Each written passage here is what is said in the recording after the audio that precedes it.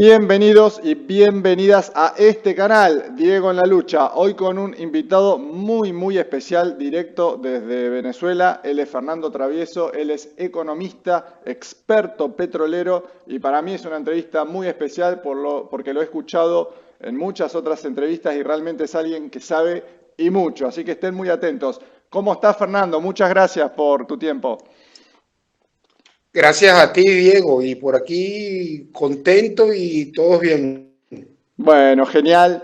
Mira, te quería preguntar de una, como decimos acá en Argentina, porque es muy atrapante esto. Viste que mucho se habla de Elon Musk, del poder mundial, de cómo está repartido el poder mundial, de la plata que tiene Elon Musk y otros personajes más, pero en Occidente, ¿quién corta realmente el bacalao o quién corta realmente la torta? ¿Cómo me contestás esta pregunta?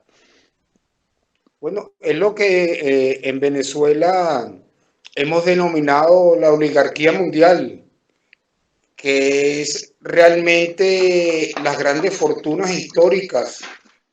La familia Rothschild, la familia Rockefeller, la familia Lehman, la familia Goldman, que están agrupadas en los grandes fondos de inversión, comenzando por el fondo Vanguard, que sería Vanguardia en castellano, creado en 1975.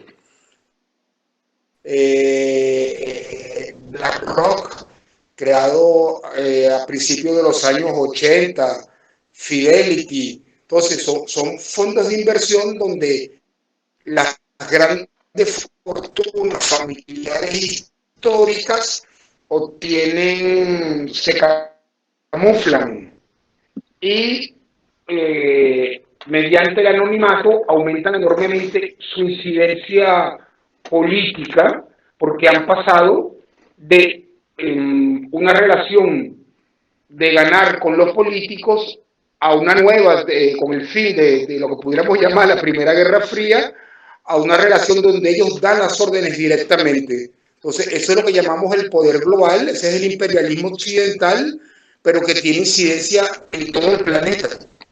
Bien, bien. O sea que ellos son, digamos, porque si tenemos a China por un lado, a Rusia, a Irán, o sea, podemos decir que la guerra global actual, en cuotas, por ahí como dijo el Papa en algún momento, es entre estas dinastías que vienen amasando poder y fortuna hace siglos, y China, Irán y Rusia, ¿podemos dividir así los bloques?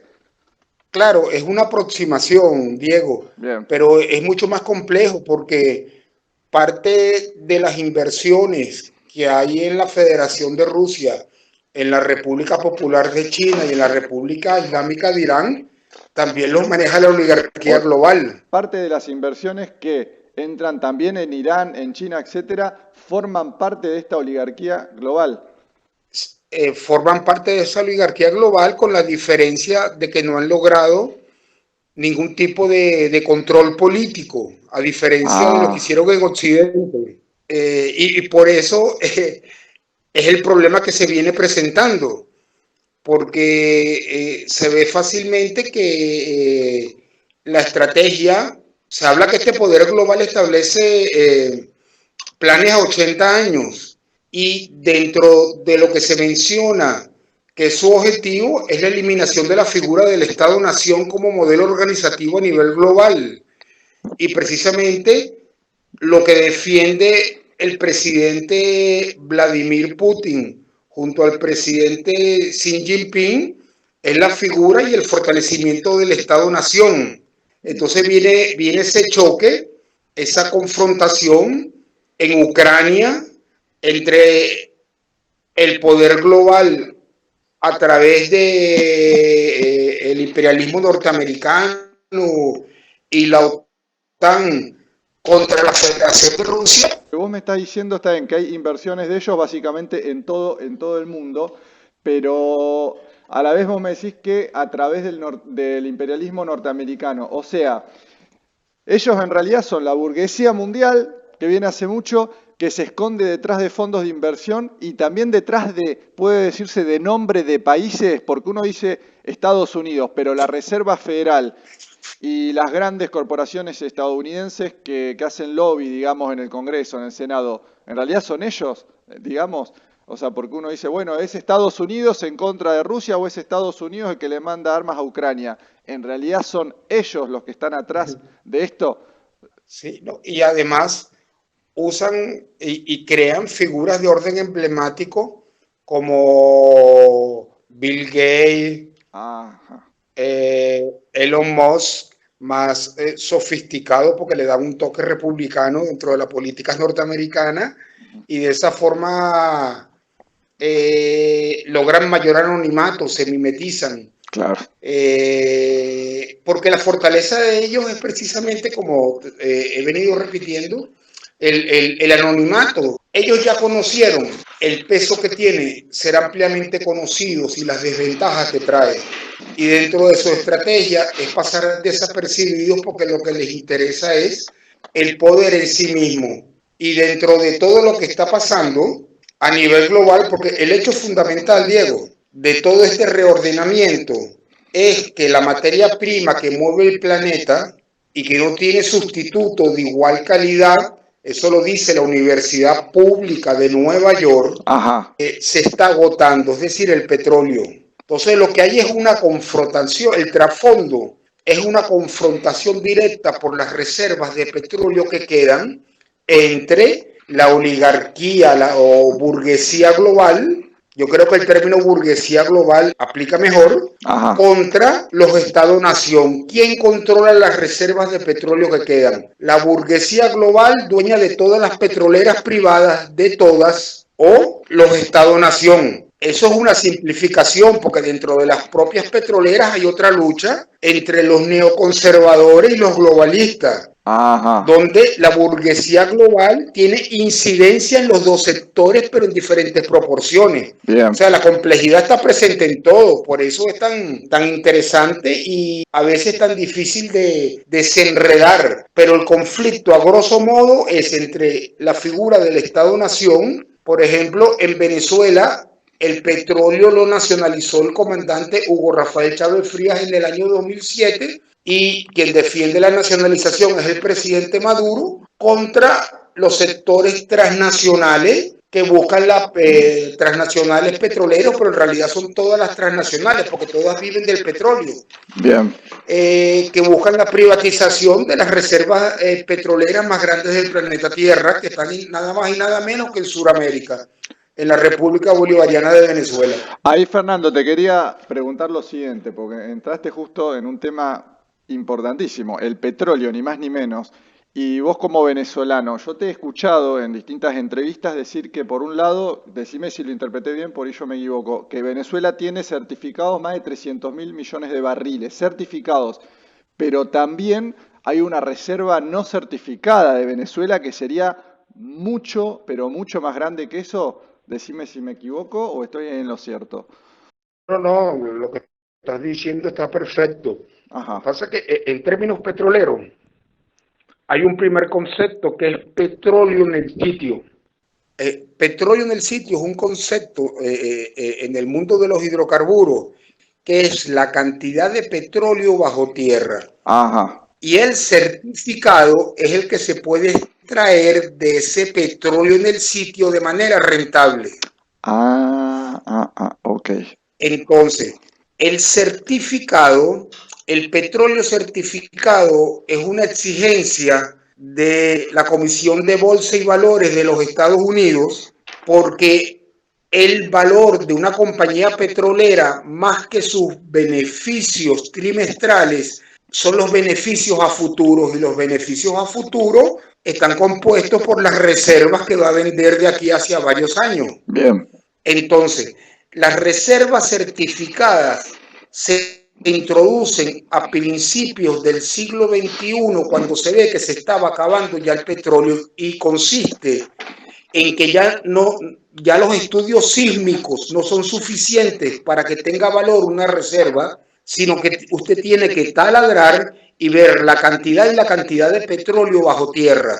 Entonces usted taladra, llega el petróleo, ve la calidad y una vez que constata cuánto hay y esa calidad es que se llaman reservas certificadas. Ok. Entonces, las reservas certificadas es un porcentaje del petróleo en el sitio. y se llama, ese porcentaje lo denominamos factor de recobro. Bien. Y el factor de recobro en la faja petrolífera del Orinoco, Hugo Rafael Chávez Frías, que es su nombre completo puesto por el presidente Nicolás Maduro en el año 2014, el factor de recobro en la faja petrolífera del Orinoco, Hugo Rafael Chávez Frías, es 20%. Es decir, esos 303.000 millones de barriles que tiene Venezuela en reservas, de los cuales 260.000 millones en la faja petrolífera, es con un factor de recobro en la faja petrolífera del Orinoco del 20%, que desde el punto de vista tecnológico y desde el punto de vista del precio del barril de petróleo que ha subido, es obsoleto. Se calcula que el mínimo debería ser 40%, es decir, el doble.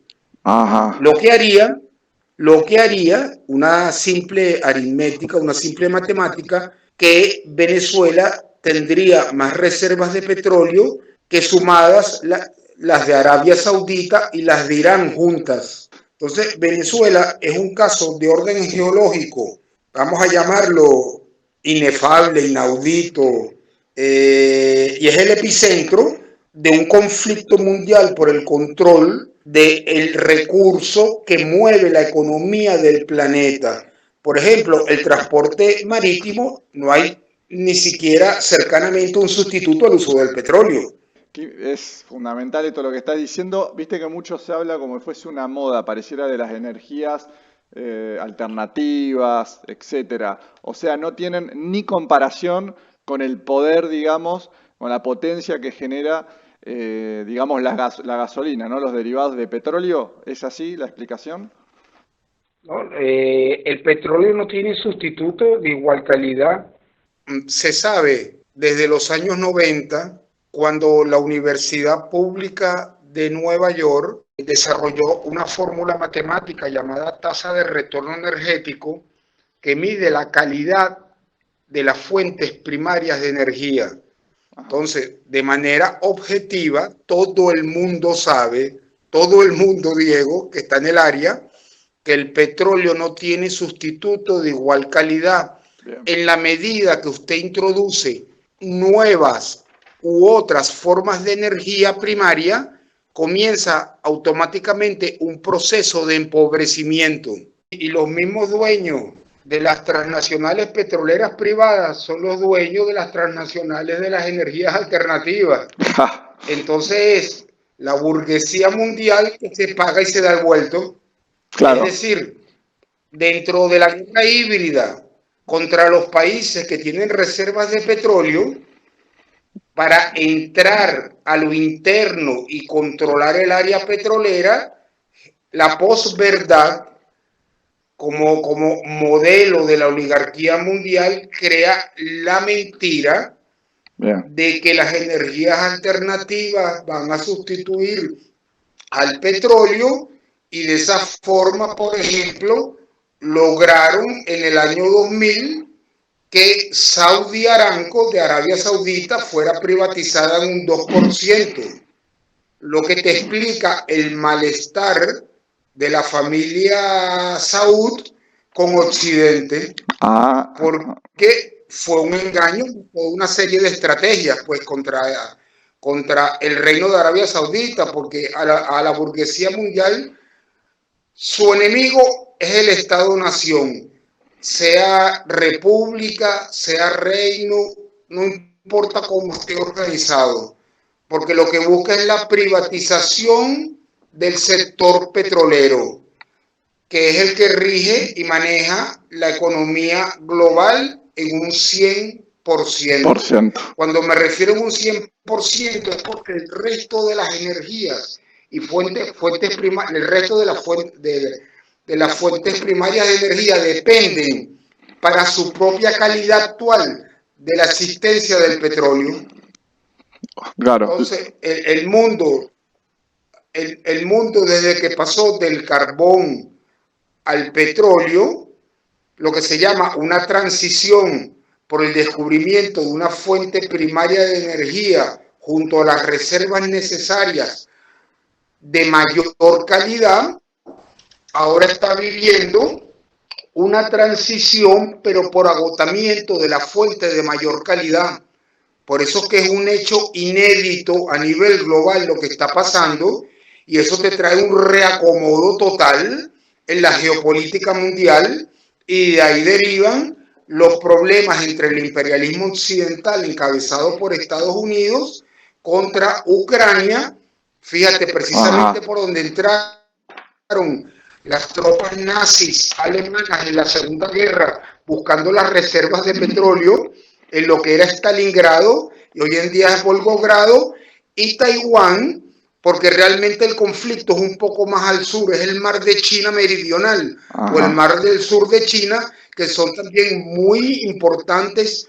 Es más, las reservas del lejano oriente en petróleo más importantes que hay, quitando las que tiene la Federación de Rusia. Bueno. Bien. O sea, que bueno, estás tocando el tema Ucrania. ¿Qué opinás sobre esta futura desindustrialización de Europa? Viste que están diciendo que Estados Unidos está usando de carne de cañón a los europeos y como que los europeos no se dan cuenta, pero bueno, a la vez vos me estás hablando de las grandes dinastías de poder que claramente también tienen su origen en Europa. ¿Cómo me explicás esto que está sucediendo? Sí, bueno, estas dinastías, vamos a llamarlas así, tienen su centro de coordinación en Londres, pues. Ajá. Es más, tienen su propia área creada por ellos, que es la zona económica exclusiva de Londres, donde ellos tienen toda su coordinación, ¿no? Pero están a nivel global, Diego. Sí, ellos tienen, digamos, es la famosa City londinense, ¿no es cierto? La City de Londres, que creo que hasta tiene sus propias leyes internas. Eh, Estas dinastías Así es. desde allí organizan el imperialismo global desde la City londinense más que desde Wall Street. ¿Qué es la City londinense?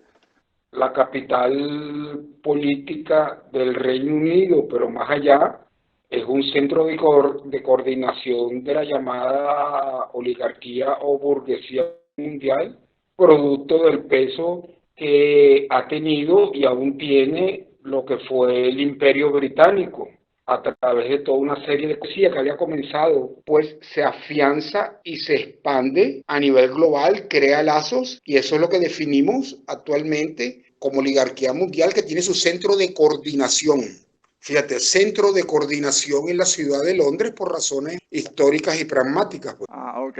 ¿Y el otro centro de coordinación está en Nueva York? O sea, la oligarquía global está en la City londinense y los neoconservadores, digamos, que de alguna manera están luchando intereses con ellos, están en Nueva York. Es que los neoconservadores estadounidenses, vamos a llamarlo así, pudieran estar en Nueva York, pero los neoconservadores es un término que define los sectores de derecha y de ultraderecha que defienden la figura del Estado-Nación, pero también habemos sectores de izquierda socialista, vamos a llamarla radical, que defendemos la figura del Estado-Nación, y ahí entra la revolución bolivariana, pues. La revolución que dirigió el comandante Chávez y hoy continúa el presidente Maduro, tiene como uno de sus nortes, de sus ejes fundamentales, el fortalecimiento del Estado-Nación, y por eso la nacionalización del petróleo en el año 2007, güey. Y todo lo que es la redistribución del ingreso nacional, a pesar de las más de 700 sanciones que todavía se mantienen contra Venezuela. Entonces,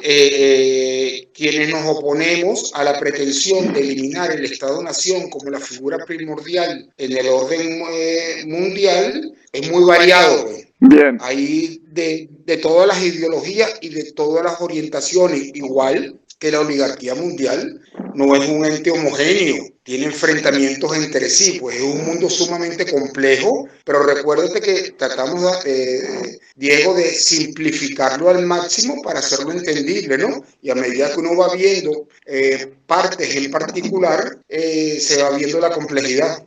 Perfecto. O sea que de fondo hay intereses contrapuestos incluso entre ellos. Por ejemplo, los Rothschild, si no me equivoco, estarían con el dólar, ¿no es cierto? Con que el dólar sea la moneda más usada en el mundo. Están detrás de la Reserva Federal o se están inclinando a China y un nuevo poderío mundial. ¿Vos tenés esa información o es información ya demasiado clasificada? No, el señor Rothschild, que ha escrito buenos artículos sobre finanzas, hablando de lo que significa el rompimiento de la coordinación entre los bancos centrales a nivel mundial, tiene presencia en cada uno de los bancos centrales del planeta Tierra. Oh, Por ejemplo, el enfrentamiento que hubo en el siglo XIX y principios del XX entre el imperio zarista y la familia Rothschild es que el imperio zarista se negaba a establecer un banco central, sino manejaba directamente todo lo que era la finanza. Entonces, la familia Rothschild, específicamente el señor Rothschild, tiene presencia en diferentes proporciones y en diferentes medidas, obvio, en cada uno de los bancos centrales del planeta Tierra. Esa es precisamente su fortaleza. De ahí viene el nombre de oligarquía mundial y no oligarquía occidental exclusivamente, ¿no? bien, bien. Es un mundo complejo, Diego. Muy, muy complejo, muy enmarañado, demasiadas telas de araña. O sea que cuando los países entran en déficit fiscal, viste que tanto nos dicen desde Estados Unidos y desde las oligarquías, no pueden tener déficit fiscal, etcétera, etcétera. Hay presencia Rothschild en cada una también de esas decisiones, diciendo, bueno, ahora tienen que endeudarse internacionalmente con el FMI, con el Banco Mundial, y esa es su metodología de, por ejemplo, arrodillar a los países. Bueno, pero fíjate que donde nace el neoliberalismo es en la Universidad de Chicago. Y la Universidad de Chicago es de la familia Rockefeller. Y el presidente Obama era profesor de la Universidad de Chicago. Y pudiéramos decir, Diego, que el año de nacimiento ya formal del neoliberalismo es con el sangriento golpe al presidente Allende y la instauración del modelo en Chile a sangre y fuego del año 1973, y a los 2 años es que se crea el fondo de inversión Vanguard, el más grande del planeta, dueño de lo que estábamos hablando de las transnacionales petroleras, pero también de las transnacionales de energías alternativas, eólica, solar, geotérmica. Entonces, es un poder descomunal que ante la caída de la Unión Soviética decidió pasar de controlar el mundo político a un manejo directo. Y ese manejo directo involucra reducir al máximo la figura del Estado-Nación, y tú para eliminar la figura del Estado-Nación tienes que borrar la historia y la geografía, y por eso historia y geografía, materias tan fundamentales en la formación del ser humano, fueron borradas, fueron anuladas de los nuevos pensum de estudios que se fueron implantando a partir de los años 90 en todas las universidades del planeta, en diferentes medidas y en diferentes proporciones. Bien. Porque el Estado-Nación es producto de una historia compartida de un grupo de individuos que viven en un territorio y asumen lo que es su manejo autónomo. Entonces, ahí hay toda una complejidad, pero el detonante de todo lo que está pasando es que se están acabando las reservas petroleras, y se sabe de manera matemática, a través de la fórmula, de una fórmula matemática, valga la redundancia, denominada tasa de retorno energético, que el petróleo no tiene sustituto de igual calidad. No hay ninguna fuente primaria de energía que permita mantener actualmente el nivel de vida que da el petróleo. Usted lo sustituye por cualquier otra y comienza un proceso de empobrecimiento.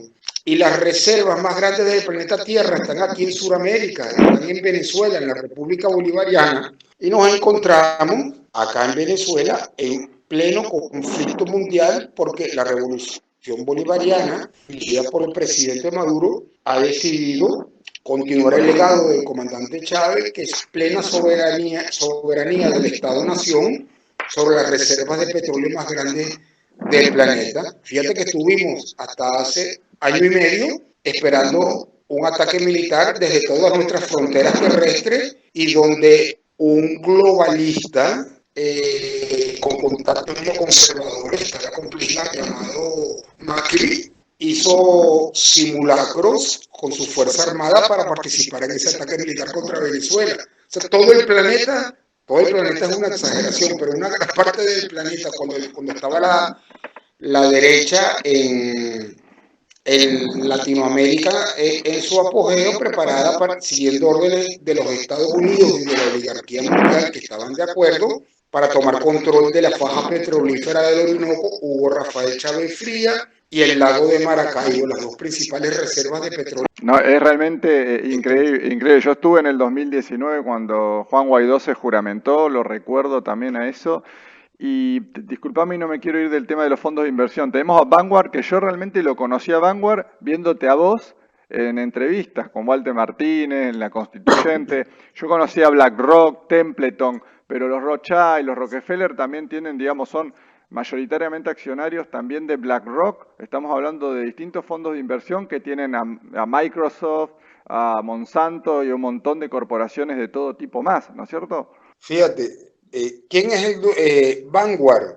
Como fondo en sí mismo vende acciones de la bolsa de valores. Entonces, usted puede entrar a la página de la bolsa de valores a nivel mundial porque es obligatorio. La Comisión de Bolsa y Valores de los Estados Unidos exige que la información sobre los accionistas de una compañía tiene que ser pública para que el que compra tenga pleno conocimiento de lo que está haciendo. Bueno, el dueño de Vanguard es BlackRock. Es decir, las acciones de Vanguard, el dueño es BlackRock.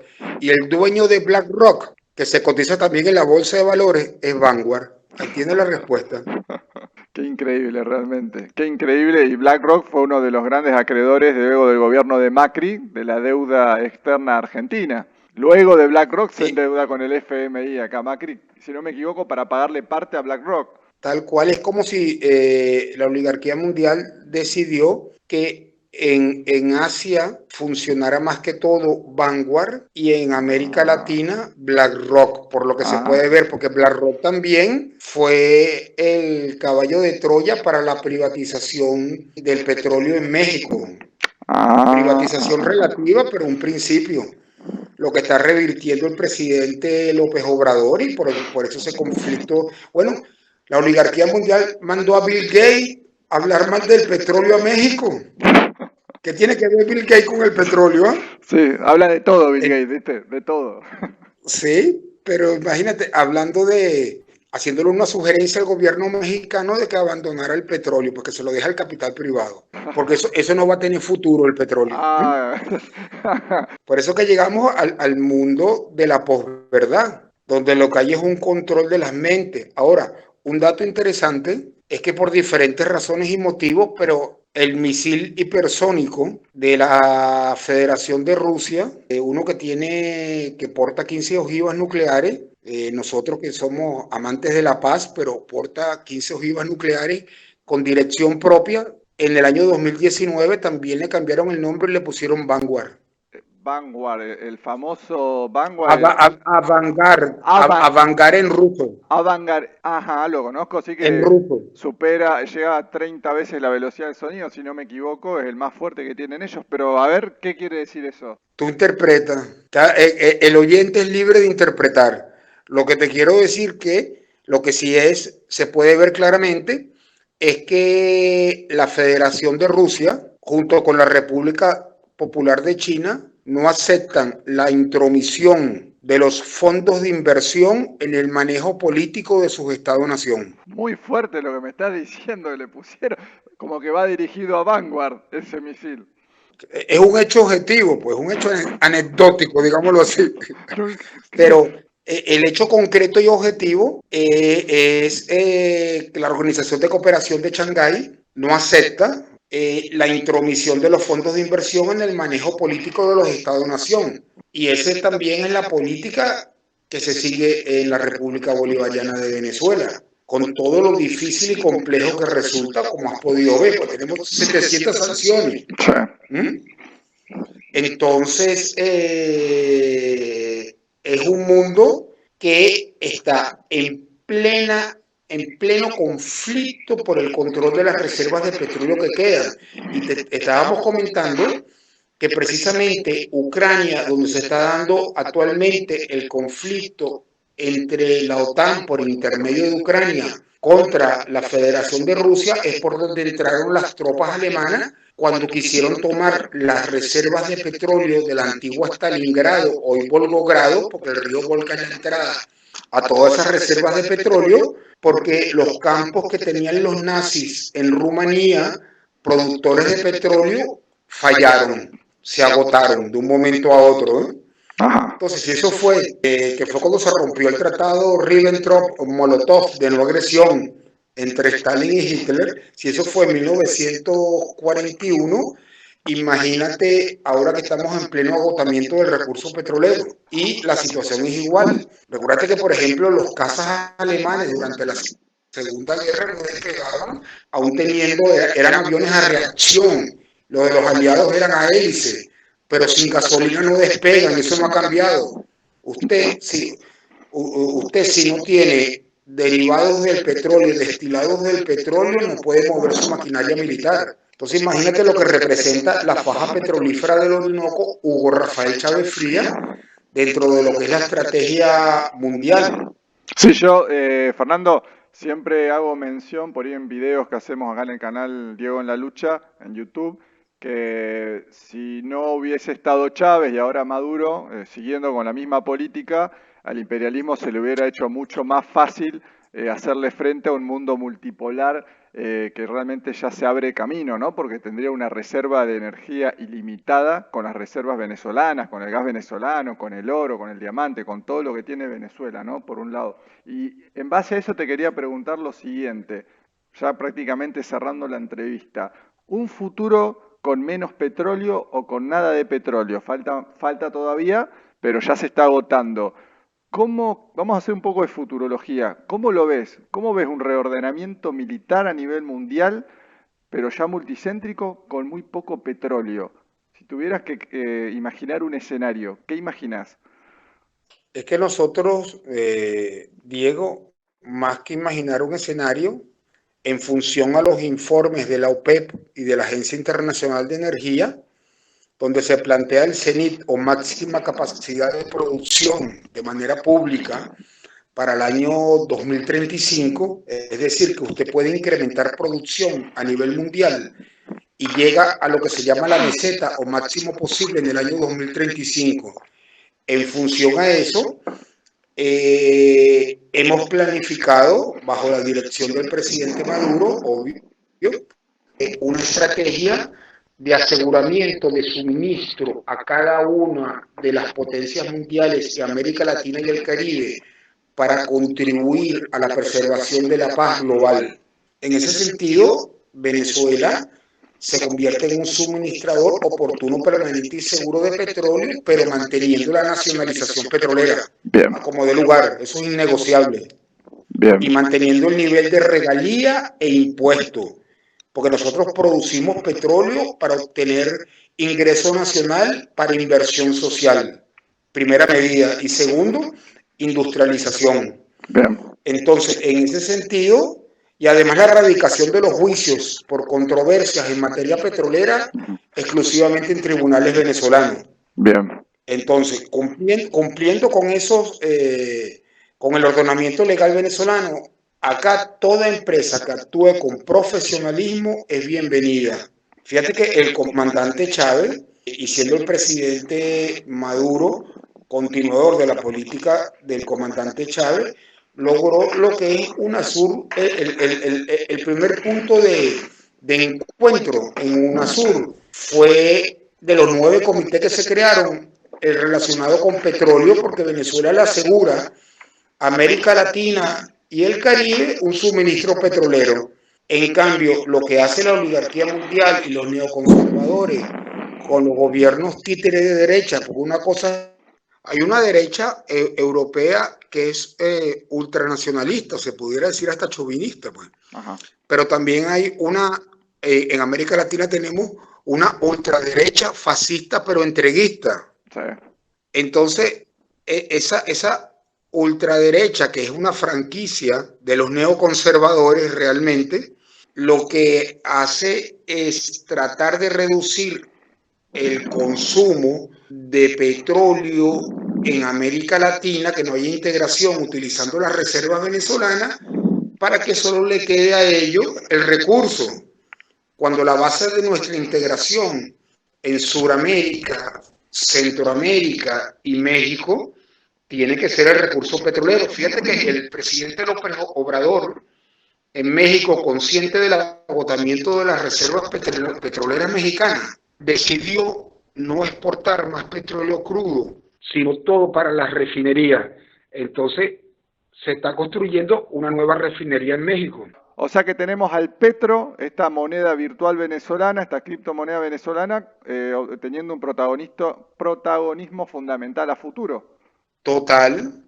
Fíjate, Diego, tú agarras las reservas petroleras certificadas de la faja petrolífera del Orinoco. Recuérdate que nada más es el 20% del petróleo que hay ahí, lo que conversamos anteriormente, y lo multiplicas por el precio del barril y vale más todos los fondos de inversión juntos de la oligarquía mundial. O sea, en Venezuela tienen petróleo. ¿Me Sí, en Venezuela tienen petróleo básicamente que vale más que todos los fondos de inversión juntos. Es una simple aritmética para comprobar la afirmación que estoy haciendo. Entonces, por eso es que si tú revisas, Diego, los informes de la Agencia Internacional de Energía, todo, nadie habla de la faja petrolífera del Orinoco Hugo Rafael Chávez Frías, porque estamos en el mundo de la posverdad. Esconder la información de lo que significa la faja petrolífera del Orinoco Hugo Rafael Chávez Frías.